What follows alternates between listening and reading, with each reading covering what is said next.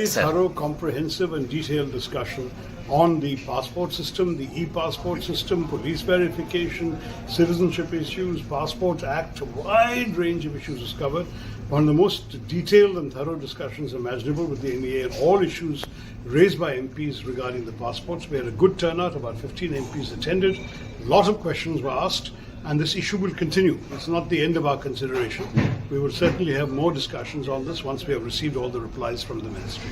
So it was a very substantive discussion, but I can't say more. We will certainly have a good report. So on the citizenship issue, there is a debate now happening. Correct. All of these issues have been raised, and many MPs have also recommended that the Passport Act of 1967 is overdue for a revision. So there is a lot of work for MEA to do, but we are at a conclusion yet.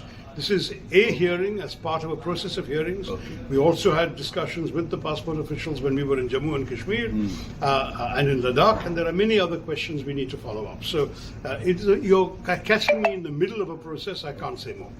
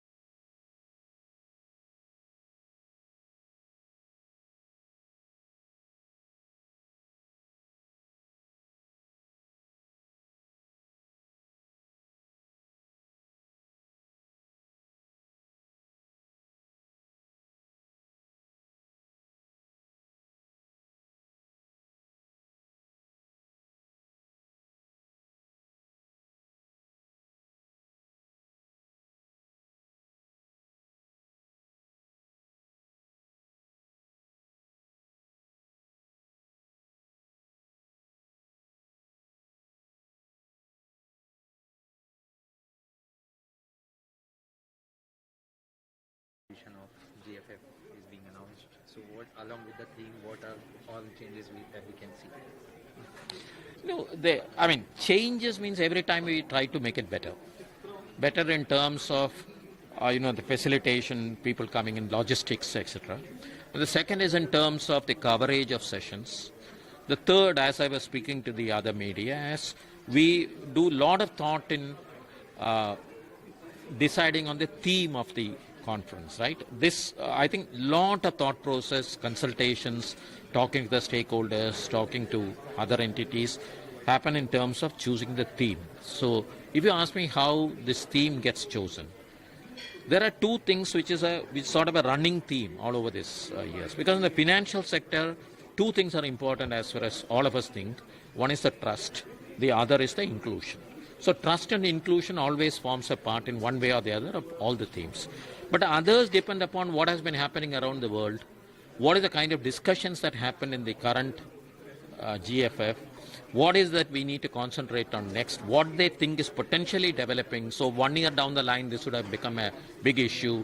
So do we develop? So that is where we got into, chose agentic AI, chose quantum computing. All these are critical. So this is a kind of, thought process that goes into selecting a theme.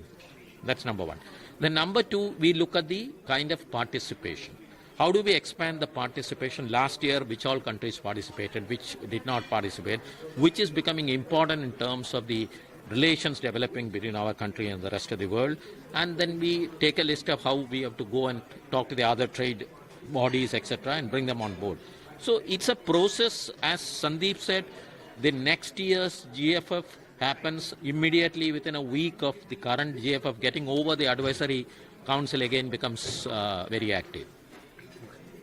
So can I take advantage of asking about the monetary policy questions, if you want?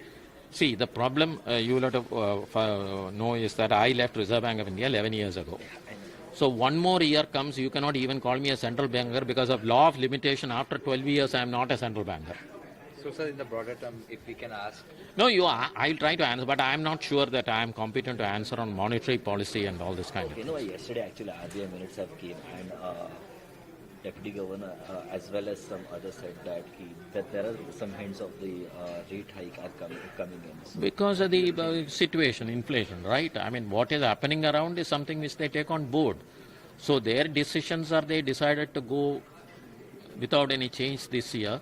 But looking at what is happening around, there is a possibility that we may have to do it. I think that's the way that she has articulated, which is a fair point. I think many of the central banks are saying the same thing, right? So how soon we can expect? The next monetary policy. I think today it's very structured. I don't think in between they do something unless something dramatic happens. Next monetary policy you have to think through. So whether that happens or the issue has become mature enough to do this change in the next monetary policy, that's a call that they will have to take. But looking at the situation as it is developing, there are many central banks who think that probably a hike is required, including the US. So how much for our central bank you expect we have to? No, I have no idea about the numbers. Numbers I won't be able to comment. But definitely in 2026 there should be one. No, probably, I think the way they look at it, they don't increase the interest rate by 0.2% or something. No, there is some 25 basis points or something they'll think about. That's a starting point. But I do not know what are the numbers. Sir, recently the government has also considered the MDR on high value transaction. Do you think that it is some way, in some or other way, it is weakening one of the successful payment system? I don't. I think I have written an article on this. I think when the system requires investment, it is important that there must be a payout. It cannot be free for all at all point of time. And I think as governor has also made his remark very clearly, there is somebody in the system who is paying.